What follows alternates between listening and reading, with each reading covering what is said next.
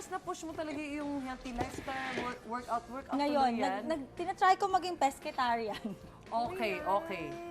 Pero so far, okay naman. Alam mo, a lot of people, parang ganun yung naging ano nila for 2017, yung less meat, more fish, more seafood, Tsaka mas more gulay. healthy na ngayon yung mga, mas aware sila eh sa mga kinakain nila. Oo. Oh, so ito, nagsaute na ako ng, Garlic, habang ginagawa ko to, onion. pag-usapan nyo ba naman yun? ng, Marcy!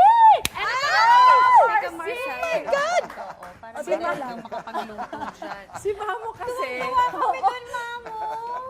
Ikwento nyo naman itong Marcy, ba't Cute yun, naumpisa ito kasi sa ano Sunday yun eh. Pinasaya?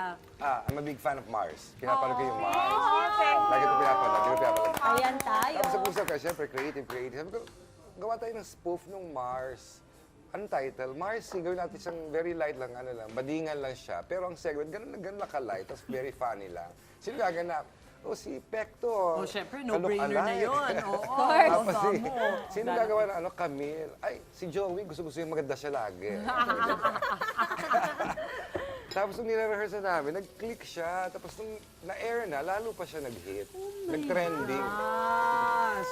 Ayun na, naglagay na si Mars ng tofu. Ng tofu, after kong nilagay, syempre yung Fish fillet. tofu, ito na yung fish Ano, fillet. dump lang. Ang ginawa ko, alam mo actually, pina-steam ko na siya. Okay. Tapos, ilalagay ko na itong Chicken stock. chicken stock. Yes. Okay ah.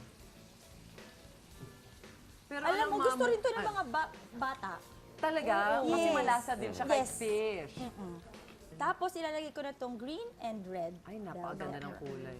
O nga naman, bilang maputla yung dalawang ingredients, ano? Kailangan may makulay akong Kasi ihahalo. iisipin mo, hindi luto. Oo din, tama. Sa kulay niya. So, mahilig ba kayo sa maanghang? Or? Ako. Yes! Okay. Okay, nagkasundo-sundo tayo So, doon. Very pwede ko good. nang, okay na ba sa inyong ihalo ko lahat to? Yes! Wow, ang tatapang naman ng mga. Wala namang, ano yun eh, seeds. Wala. Pero pwede mo pa siyang lagyan ng cayenne pepper para mas Mas umangat yung madagdagan. yes. Okay. Gayahin ko yan. Just let it simmer for a while. Parang And easy-easy Parang madali. lang. ito actually yung secret dyan. Ah, may ganun siyang Japanese ganun. mayonnaise. You know why? Kasi after mo siyang lagyan, yung linamnam niya, Creamy. tapos yes, very creamy yung dating.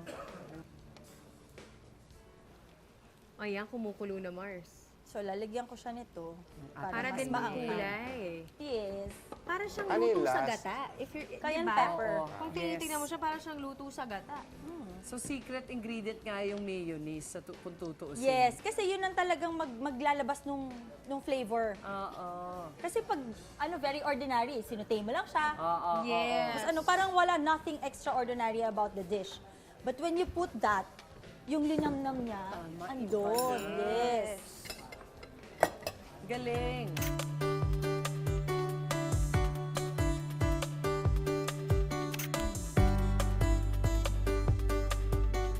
Sarap. Sarap. Bongga. Ang sarap niya. Ang sarap. sarap. Ang lasa. Yes. Wait, Sorry, gagayahin ko to. It's so Madali good. lang. Ang sarap, Mars! Thank you for this, Mars. Nakaiba siya. I love it. Nice.